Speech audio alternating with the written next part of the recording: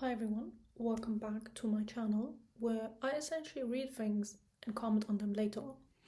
And for today, I came across a pretty interesting article about Palantir and why every startup wants to be like Palantir, which was posted just a week ago on the A16Z website. If you don't know, A16Z, it's essentially a venture capitalist fund, so they just fund startups. And I'm not quite sure whether Palantir was actually in the portfolio, but they do talk about it because apparently they have noticed a shift that a lot of these startups, they're trying to be from the systems of how Palantir is built, they're trying to be the same. And I like the idea, and I do think that it kind of represents, I'd say, a dangerous trend in terms of how we value innovation, right? So, the article essentially starts with that the author, his name is Marc Andrusko. He is a general partner at A16Z for fintech. And essentially what he's been noticing is that a lot of these pitches are like, we're Palantir, but for X. That is for another topic, for another issue that they're trying to solve. And the thing is, what they almost all mean by that is that they are able to send what they call, I have it noted, forward deployed engineers. That is engineers who are working on site with the customer, trying to understand their workflows, how they, build upon data, how they use data, and try to integrate essentially AI workflows into these companies so they have essentially an AI production ready software, because that's what Palantir is doing. And so this is one of the goals because it's immensely, customized, and a lot of these customers, they will be probably happy with it because a lot of these customers, they're not able to create these softwares on their own.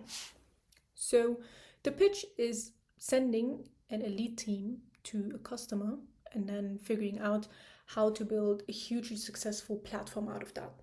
And so that's what a lot of these startups are trying to do. And the thing with Palantir is that it is seriously a weird company. Like, you can really say that Palantir is just one of a kind company because you cannot compare Palantir to other companies because there are no other companies that operate in the same way as Palantir does. Because what Palantir does is they have these forward deployed engineers. They do have them, but they send them to agencies like the CIA, the FBI, and so it's high touch GTM. That is go to market. So they work with essentially classified customers and ship upon the existing products, because Palantir is not going blindly in there and building a system from scratch, which apparently startups are trying to do. They have two main systems. One is called Foundry, one is called Gotham. Now, I'm not quite sure what the difference between is and how they really work, but the most important thing to note is that they have these flagship products and they're building upon them. So every time, a customer requests that they like to see more data on certain groups, people, data points, whatever, Palantir will send these engineers and then try to deploy them so that customers are happy. So that's essentially the trend that's been going on with Palantir. The next question is, why are people obsessed with Palantir? The answer is pretty simple. So people are greedy, they follow the money, and if you look at Palantir stock performance, there is no other stock that outperforms Palantir. Like, Palantir has a factor of growth of like 77 for just 1 year. That's how strong they are. And so essentially a lot of people are thinking, well, what if I can use the same hype that Palantir has for a different set of customers, which doesn't necessarily work because, again, they don't have flagship products that they can build upon. So they're doing customization from the ground up, which is, it takes so much time. And to the point that I do want to include is they don't have the talent. So what Palantir is also being able to do as probably the only company is to attract polymaths. So those are people that are so good at so many things, you cannot call them like generalists anymore. They are essentially polymaths. So Palantir has essentially employees that are able to do front and back end design, custom analysis, they can do workflows, they can iterate alone within a team, they can take upon customer responsibilities, they can look into the different markets, I did mention that, of the customers. And to be able to do these things requires talent and dedication.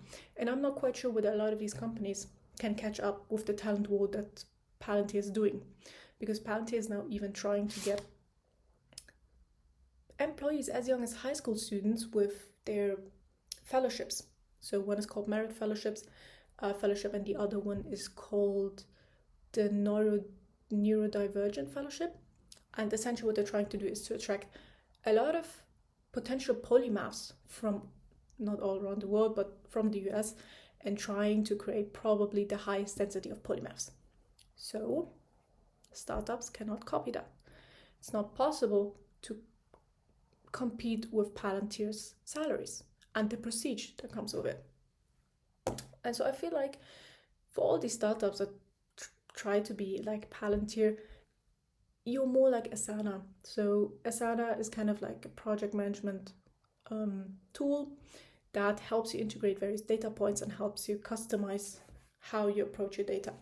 So they are more or less a nice to have feature and do not solve a critical problem, because Palantir is working in deep tech in the military space, and they have established themselves as probably the only and earliest player that has been able to succeed there. So they have no competition, and I'm not quite sure that you can compete with Palantir at the rate that they're going. So that's it. And I mean, fortunately, we can now assume that a lot of these startups, they're not going to be like Palantir.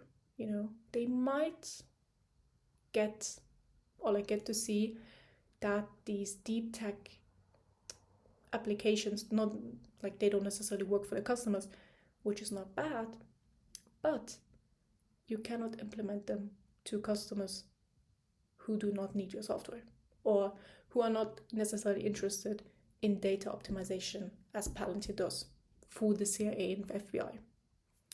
And that's it. I hope this article was at least interesting, because I found it interesting. I will link it down below. And apart from that, thank you for watching. Feel free to subscribe so you stay in touch with the topics that I discuss. And apart from that, thank you and have a nice day.